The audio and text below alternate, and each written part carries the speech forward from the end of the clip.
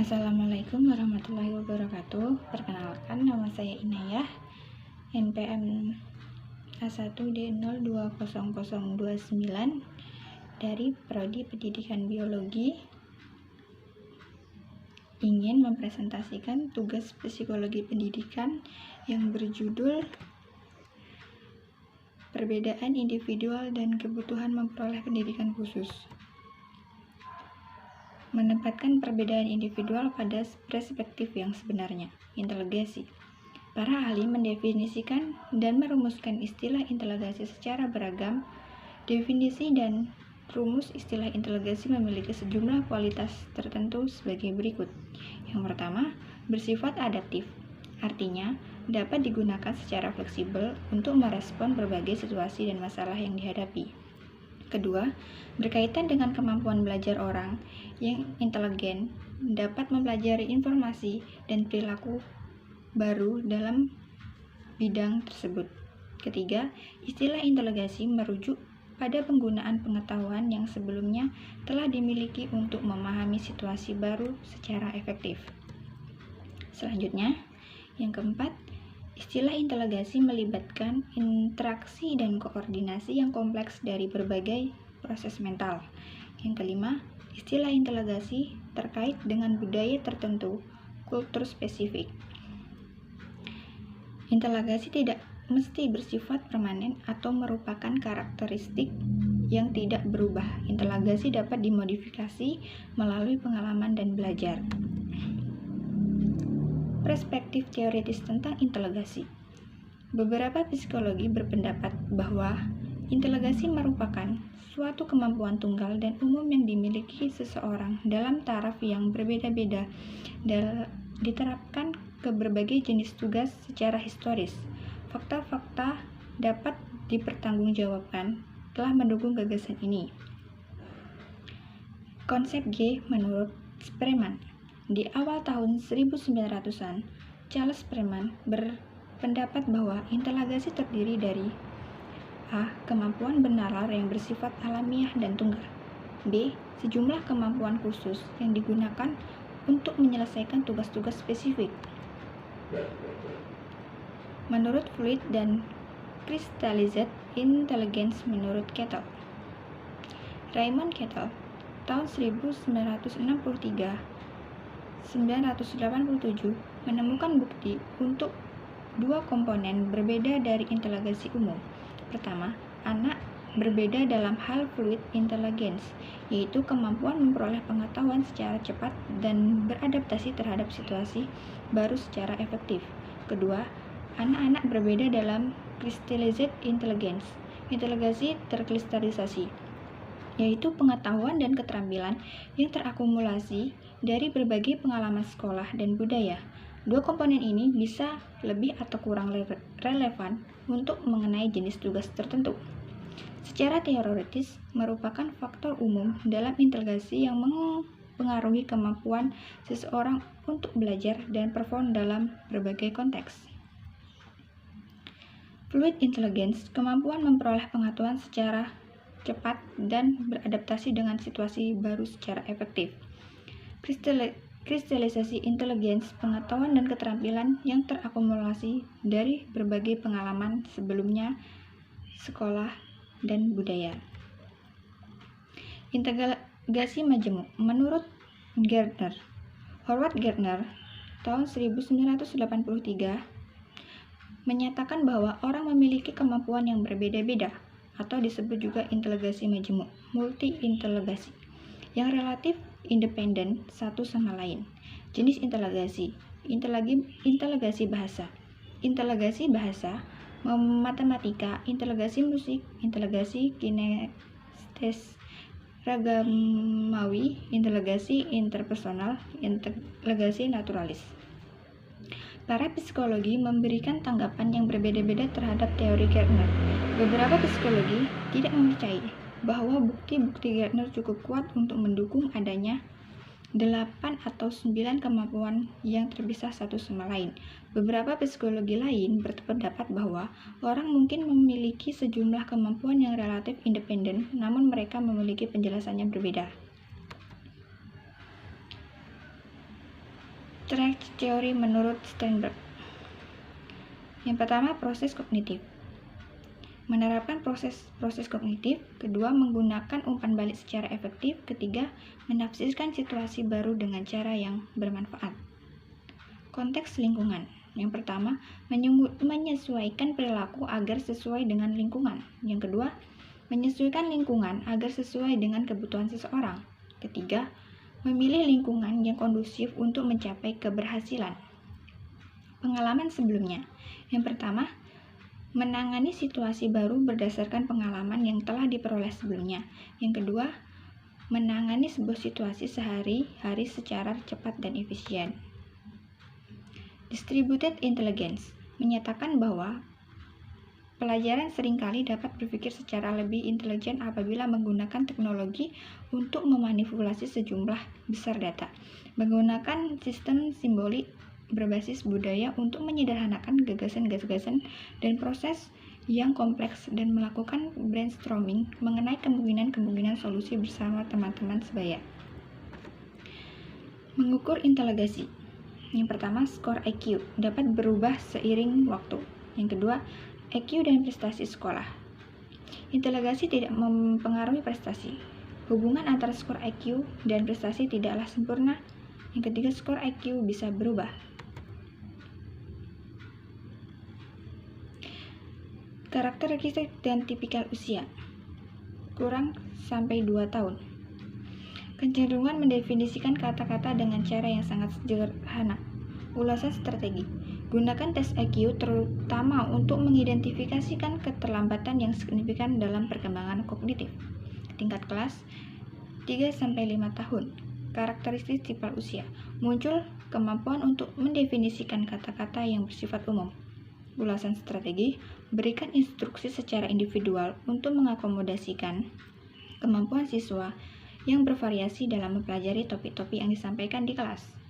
Tingkat kelas 6-8 tahun. Karakteristik tipikal usia.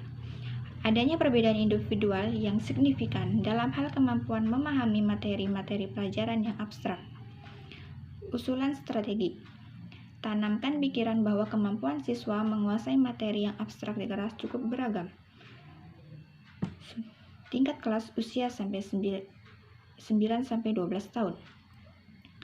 Karakteristik tipikal usia. Mampu menyelesaikan item-item tes yang melibatkan kemampuan mengidentifikasi. Ulasan strategi. Semua siswa dapat berpikir intelijen apabila memperoleh dukungan fisik dan sosial yang tepat. Cerdas dalam menyikapi skor inteligensi dan IQ. Yang pertama, sediakan lingkungan yang dapat mendukung pertumbuhan intelektual dan perilaku intelijen. 2. Anggaplah tes-tes inteligensi sebagai suatu bentuk pengukuran yang berguna namun tidak sempurna. Ketiga, gunakan pengukuran-pengukuran yang lebih fokus ketika Anda ingin menilai kemampuan spesifik. 4. Carilah perilaku yang memperlibatkan talenta yang luar biasa dalam konteks budaya siswa. 5. Ingatlah bahwa terdapat banyak faktor yang juga mempengaruhi peristiwa siswa di kelas. Gaya kognitif dan disposisi. Gaya kognitif, cara khas yang dikuasai oleh seorang pelajar untuk memikirkan suatu tugas dan memproses informasi baru, biasanya berlangsung secara otomatis dibandingkan secara terencana. Disposisi, kecenderungan dan keinginan umum untuk mendekati dan memikirkan suatu tugas atau informasi baru dalam cara tertentu seringkali mencerminkan pengambilan keputusan yang sadar oleh seseorang pelajar. Terdapat dua dimensi gaya kognitif yang agaknya memiliki dampak. Yang pertama, pemrosesan analitik versus pemrosesan holistik. Siswa cenderung memilih stimulus-stimulus dan tugas-tugas baru ke dalam bagian-bagian pendekatan analitik. 2. Belajar secara verbal versus belajar secara visual. Siswa tampaknya belajar lebih baik apabila dalam bentuk kata-kata, pelajar verbal. Beberapa siswa lebih baik apabila disajikan dalam bentuk gambar, pelajar visual. Berikut adalah disposisi produktif yang telah diidentifikasi oleh para peneliti. Yang pertama, mencari stimulasi. Yang kedua, kebutuhan akan tantangan. Ketiga, berpikir kritis. Keempat, berpikir terbuka. Mendidik siswa berkebutuhan khusus di sekolah umum. Inklusi, praktik pendidik semua siswa, termasuk siswa mengalami hambatan yang parah dan majemuk, di sekolah-sekolah umum yang biasanya dimasuki anak normal. ADA menjamin beberapa hak bagi siswa yang mengalami hambatan sebagai berikut. Yang pertama, bebas memperoleh pendidikan yang sesuai. Yang kedua, menjalin evaluasi fair dan tidak diskriminatif. Ketiga, memperoleh pendidikan dalam suasana yang tidak mengekang. Keempat, memperhatikan khususnya selain individu program pendidikan. Kelima, menghargai hak asasi individu. Apakah inklusi demi kebaikan siswa? Studi penelitian menunjukkan bahwa penempatan para siswa yang mengalami hambatan dalam kelas pendidikan umum dapat memberikan sejumlah keuntungan dibandingkan menempatkan mereka dalam kelas pendidikan khusus. Yang pertama, gambaran diri yang lebih positif. Kedua, keterampilan sosial yang lebih baik. Ketiga, lebih sering berinteraksi dengan teman sebaya yang normal. Yang keempat, perilaku yang lebih sesuai di kelas. Yang kelima, prestasi akademik yang setara dan kadang lebih tinggi. Apakah mengklasifikasi siswa itu berguna? Kategori umum dan khusus siswa yang berkebutuhan khusus. Pertama, umum, siswa yang mengalami hambatan kognitif atau akademik khusus. Khususnya, kesulitan belajar, gangguan bicara, dan komunikasi. Yang kedua, kategori umum, siswa yang mengalami masalah sosial atau perilaku. Untuk kategori khusus, gangguan emosi dan perilaku serta spektrum autisme. Yang ketiga, kategori umum, siswa yang mengalami keterlambatan dan fungsi kognitif dan sosial. Kategori khusus, keterbelakangan mental, gangguan fisik dan kesehatan, gangguan penglihatan dan pendengaran. Siswa yang mengalami hambatan kognitif atau akademik yang spesifik. Kesulitan belajar. Yang pertama, siswa yang mengalami hambatan yang signifikan dalam suatu atau lebih proses kognitif tertentu. Dua, hambatan kognitif tidaklah didistribusikan ke hambatan-hambatan lain, seperti keterbelakangan mental, gangguan emosi atau perilaku, gangguan visual atau kehilangan pendengaran. Ketiga, hambatan kognitif mengganggu prestasi akademik, oleh karenanya, sampai pada taraf tertentu, siswa tersebut perlu mendapat layanan pendidikan khusus. Karakteristik umum. Yang pertama, kesulitan mempertahankan atensi ketika menghadapi distraksi. Kedua, keterampilan membaca yang buruk. Ketiga, strategi belajar dan memori yang tidak efektif. Mengadaptasi instruksi. Pertama, meminimalkan stimulus-stimulus yang potensial menggunakan konstruksi mereka. Dua, gunakan berbagai modalitas untuk menyajikan informasi. Ketiga, analisislah kesalahan siswa, lengkap petunjuk-petunjuk mengenai cara memproses berbagai kesulitan. 4. Ajarkan keterampilan dan strategi belajar. 5. Sediakan alat bantu belajar. Attention Deficit Hyperactive Disorder (ADHD). Hampir semua siswa pernah bersikap tidak perhatian, hiperaktif, dan impulsif. Namun mereka yang mengalami Attention Deficit Hyperactive Disorder (ADHD) biasanya memperlihatkan kekurangan luar biasa dalam area-area ini. Pertama, tidak perhatian. Kedua, hiperaktif. Ketiga, impulsif. Karakteristik umum. Selain sikap tidak perhatian, hiperaktif, impulsif, siswa yang didefinisikan mengalami ADHD juga memperlihatkan karakteristik sebagai berikut. Pertama, imajinasi dan kreativitas yang luar biasa. Kedua, kesulitan dalam memproses kognitif. Ketiga, masalah perilaku di kelas. Keempat, kesulitan dalam menganalisis dan menafsirkan berbagai situasi sosial. Kelima, memperlihatkan reaksi emosional yang lebih besar. Keenam, jarang menjalani hubungan pertemanan. Ketujuh, kemungkinan mengkonsumsi tembakau dan alkohol di masa remaja. Mengadaptasikan instruksi. Para peneliti dan praktisi menawarkan beberapa saran untuk membantu siswa mengalami ADHD. Yang pertama, modifikasilah jadwal siswa dan lingkungan kerja. Kedua, ajarkan strategi memperoleh atensi. Keempat, berikan wadah bagi mereka untuk menyalurkan energinya yang berlebih. 5. Bantulah siswa mengelola dan menggunakan waktunya secara efektif. Gangguan bicara dan komunikasi adalah gangguan dalam bahasa lisan dan pemahaman bacaan yang secara signifikan mengganggu performa siswa di kelas. Contohnya, masalah artikulasi yang persisten, gagap, pola sintaksis yang abnormal, dan kesulitan memahami pembicara orang lain. Karakteristik umum. Pertama, enggan untuk bicara. Kedua, malu ketika bicara. Ketiga, mengalami kesulitan dalam membaca dan menulis. Mengadaptasi instruksi. Seorang spesialis terlatih akan membantu mereka memperbaiki atau mengatasi gangguan bicara dan komunikasi. Guru pendidikan umum juga bisa membantu melalui beberapa cara berikut. Yang pertama, doronglah komunikasi lisan yang tertentu. Jadilah pendengar yang sabar. Ketiga, mintalah penjelasan ulang ketika suatu pesan yang mereka sampaikan kurang jelas. Rekomendasi umum. Terdapat rekomendasi umum yang dapat diterapkan kebanyakan siswa yang mengalami kesulitan kognitif atau akademi yang spesifik. Yang pertama, berilah dorongan agar berhasil menyelesaikan tugas-tugas akademik. Kedua, pertimbangkan tingkat keterampilan mereka ketika menugaskan mereka mempelajari bahan-bahan bacaan tertentu. Ketiga, deskripsikan secara jelas harapan mengenai performa akademik. Keempat, ambillah langkah-langkah untuk meningkatkan kepercayaan diri mereka. Siswa yang mengalami masalah sosial atau perilaku. Siswa pernah mengalami masalah sosial, emosi, atau perilaku yang tidak begitu parah. Situasi masa dalam hidupnya, khususnya ketika sedang dilanda stres atau perubahan hidup besar dan ketidakbiasaan. Gangguan emosi dan perilaku. Emotional and behavioral adalah kondisi emosional dan perilaku yang secara konsisten dan signifikan mengganggu kegiatan belajar dan performa akademik. Karakteristik umum.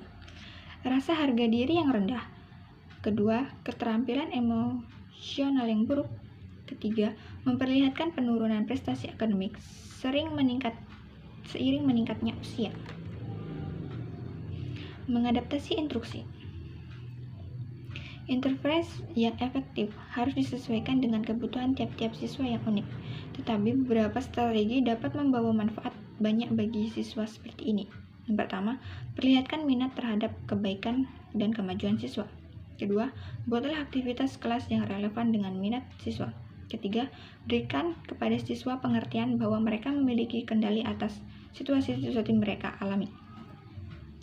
Keempat, waspadalah tanda-tanda kemungkinan siswa berencana melakukan bunuh diri. Seperti, pertama, semakin mengabaikan penampilan diri. Kedua, tiba-tiba membicarakan tema kematian dan hal-hal yang mengerikan.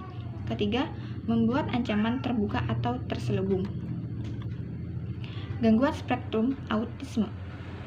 Autisme spektrum disindromes adalah kelainan yang ditandai oleh adanya gangguan dalam kognisi sosial, keterampilan sosial dan interaksi sosial, serta perilaku reflektif.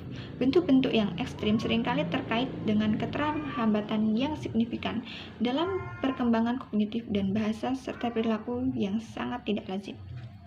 Karakteristik umum. Yang pertama, kesadaran luar biasa dan detail-detail pada sebuah objek atau tampilan visual. Dua, keterampilan berpikir visual yang kuat. Ketiga, wawasan yang lemah terhadap pikiran dan perasaan sendiri. Keempat, kebutuhan lingkungan yang dapat diprediksi. Mengadaptasi instruksi. Strategi yang dapat membantu mereka adalah: yang pertama, memaksimalkan fleksibilitas dalam penataan kelas dan jadwal mingguan. Gunakan pendekatan visual dalam proses belajar mengajar. Rekomendasi umum. Para peneliti dan pendidik yang berpengalaman juga menawarkan sarana-sarana berikut. Pertama, tekankanlah berulang kali pentingnya berperilaku sopan di kelas. Kedua, kembangkan kognisi sosial dan keterampilan interpersonal yang efektif. Ketiga, tetap gigih dan sabar dan arahkan usaha Anda pada perbaikan yang perlahan-lahan alih-alih kesuksesan dalam sekejap. Siswa yang mengalami keterlambatan umum dalam fungsi kognitif sosial. Siswa yang secara khusus mengalami kesulitan yang berat dapat diidentifikasi mengidap keterlambatan mental. Keterbelakangan mental memperlihatkan karakteristik sebagai berikut. Inteligensi umum berada di bawah rata-rata. 2. Perilaku adaptif lemah. Karakteristik umum memperlihatkan banyak atau semua dari karakteristik berikut ini. 1. Kurangnya pengetahuan umum mengenai dunia. Keterampilan membaca dan bahasa yang buruk. Keterampilan motorik yang rendah. Yang keempat, perilaku bermain dan keterampilan interpersonal yang tidak matang. Mengadaptasi instruksi. Berikut ini adalah strategi yang tambahan yang dapat diperhatikan. Yang pertama, berikan instruksi secara perlahan-lahan untuk memastikan mereka dapat mengikuti materi yang disampaikan. Yang kedua, jelaskan tugas-tugas secara konkret, spesifik, dan lengkap. Yang ketiga, gunakan scaffolding yang memadai untuk mendorong perhatian dan proses-proses kognitif yang lain. 4. Masukkan keterampilan kejujuran dan keterampilan hidup yang umum ke dalam kurikulum. Siswa yang mengalami masalah fisik dan sensori. 1. Gangguan fisik kesehatan. Physical and health impairments adalah kondisi fisik atau medis, biasanya jangka panjang, yang mengganggu performa di sekolah. Sedemikian rupa dibutuhkan cara mengajar, perlengkapan, atau fasilitas tertentu yang khusus. Karakteristik umum. Ada beberapa karakteristik umum yang patut dicatat di sini. Yang pertama, kemampuan belajar yang normal. Kedua, stamina rendah atau mudah lelah. Ketiga, rasa harga diri rendah. Mengadaptasi instruksi. Beberapa saran sebagai berikut. Pertama, coba peka terhadap kebutuhan khusus dan hambatan yang mereka alami dan akomodasi kepentingan mereka secara fleksibel. 2. Perlu tahu apa yang harus dilakukan dalam kondisi darurat. Ketiga, apabila para siswa dan orang tua mengizinkan, didiklah teman-teman kelasnya hakikat kondisi ketika mampuan yang dialami oleh beberapa siswa. Gangguan visual. Visual impairment malfungsi di saraf mata atau optik yang menghambat penglihatan yang normal meskipun mengenakan kacamata. Karakteristik umum memiliki beberapa karakteristik sebagai berikut. Pertama, indera lainnya berfungsi normal. Yang kedua, secara umum memiliki kemampuan belajar yang sama dengan siswa normal. Ketiga, menurunnya kapasitas untuk meniru perilaku orang lain. Keempat, merasa bingung dan cemas. Mengadaptasi instruksi. Strategi berikut dapat membantu siswa mengalami gangguan visual berhasil dalam kelas pendidikan umum. Yang pertama, perkenalkan siswa tata ruang dan tata letak ruang kelas. 2. Gunakan materi-materi visual dengan warna yang kontras. Ketiga, andalkan modalitas-modalitas lain. Keempat, berikan waktu belajar dan melibatkan performa. Kehilangan pendengaran. Hearing loss and malfungsi telinga atau saraf-saraf terkait yang mengganggu persepsi terhadap suara dalam rentang frekuensi bicara orang-orang normal.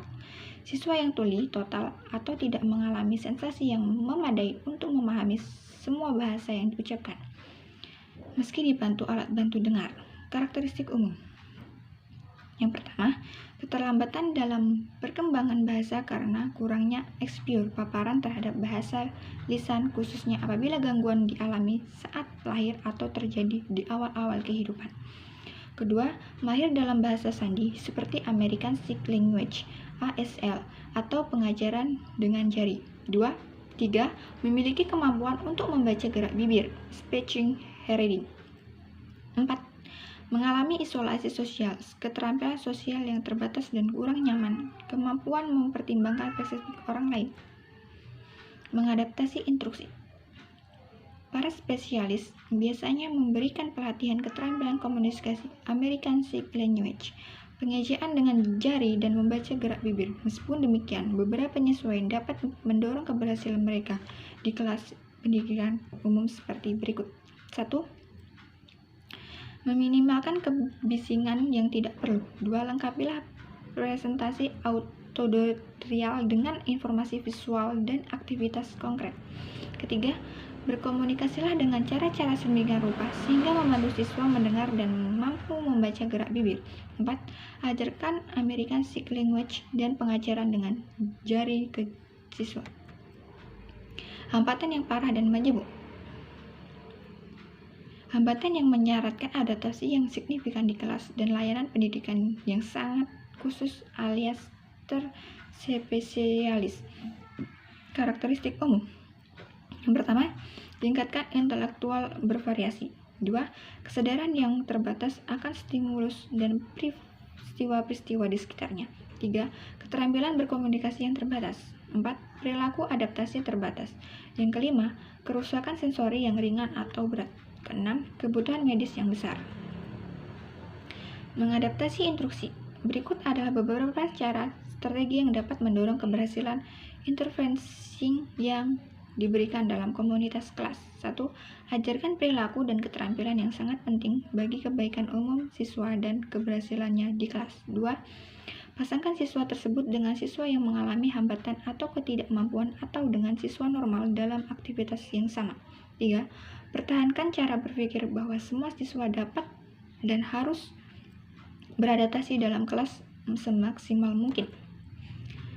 Rekomendasi umum. Ada beberapa strategi umum yang dapat diterapkan pada semua siswa yang mengalami kendala fisik dan sensoris. 1. Pastikan bahwa semua siswa memiliki akses untuk memperoleh sumber daya dan kesempatan pendidikan yang penting. 2. Berikan bantuan hanya ketika siswa benar-benar membutuhkan. 3.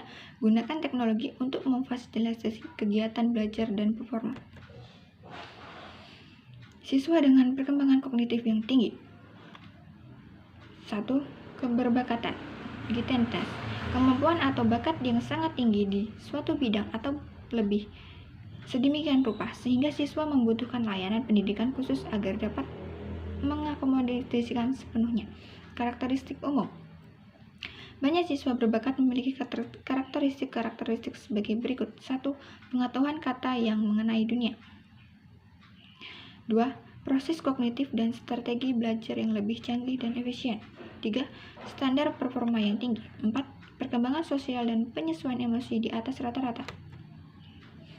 Mengadaptasi informasi. Sebelum program sekolah yang diperlukan untuk bagi para siswa berbakat. Yang pertama, berikan tugas-tugas yang terindividualisasi, tugas-tugas yang disesuaikan dengan kemampuan siswa. Yang kedua, bentuklah kelompok belajar yang memiliki niat dan kemampuan yang serupa. 3. Ajarkan keterampilan kognitif yang kompleks dalam konteks mata pelajaran tertentu. 4. Berikan keterampilan untuk melakukan kajian secara mandiri tentang suatu objek. Kelima, dorong siswa untuk menetapkan sasaran yang tinggi. Keenam, carilah sumber daya dari luar. Selanjutnya, mempertimbangkan keberagaman ketika mengidentifikasi dan menangani kebutuhan khusus. Berikut adalah contoh-contoh traits yang mungkin kita cari. Yang pertama, kemampuan belajar dengan cepat dari pengalaman. 2. Keterampilan komunikasi yang luar biasa, artikulasi dan kekayaan bahasa. Ketiga, orisinalitas dan kreativitas dalam berpikir dan memecahkan masalah. Keempat, kemampuan menganalisis konsep-konsep dan gagasan ke situasi baru yang tampaknya tidak berkaitan.